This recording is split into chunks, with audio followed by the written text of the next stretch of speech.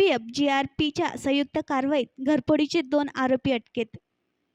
13 August 2024 रोजी RPF शेगावचे प्रधान आरक्षक रंजन तेलंग यांना गुप्त सूत्रांकडून माहिती मिळाली की उत्तरेकडील शेगाव स्थानकावर 2 संशयित व्यक्ती ट्रेन क्रमांक 11040 महाराष्ट्र एक्सप्रेसमधून पळून गेले.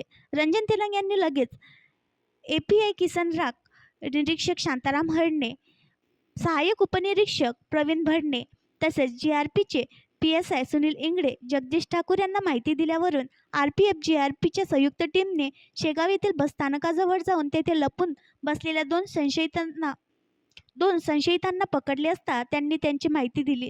त्यांची नावे धीरज विजय भगत वय 22 वर्ष, पत्ता जुनी बस्ती बडनेरा, मंगेश गंगाराम वानखडे वय 22 वर्ष, पत्ता अर्जुन नगर नांदगाव अमरावती.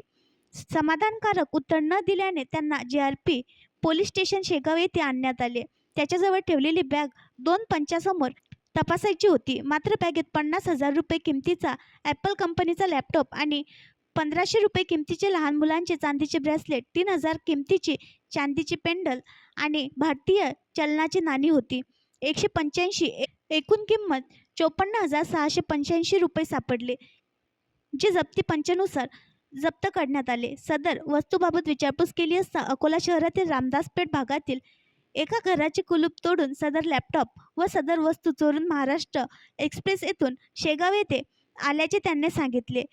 शहर पोलीस रामदासपेठ अकोला यांच्याशी संपर्क साधल्यानंतर सदर घटनेबाबत त्यांच्या ठाण्यात गुन्हा क्रमांक 304/2024 US 305A 331 BNS 223 अन्वये गुन्हा दाखल करण्यात आल्याची माहिती मिळाली. त्यानंतर दोन्ही आरोपी व जप्त केलेले मुद्देमाल पुढील कारवाईसाठी शहर पोलीस रामदासपेठ अकोला यांच्याकडे सुपूर्द करण्यात आले.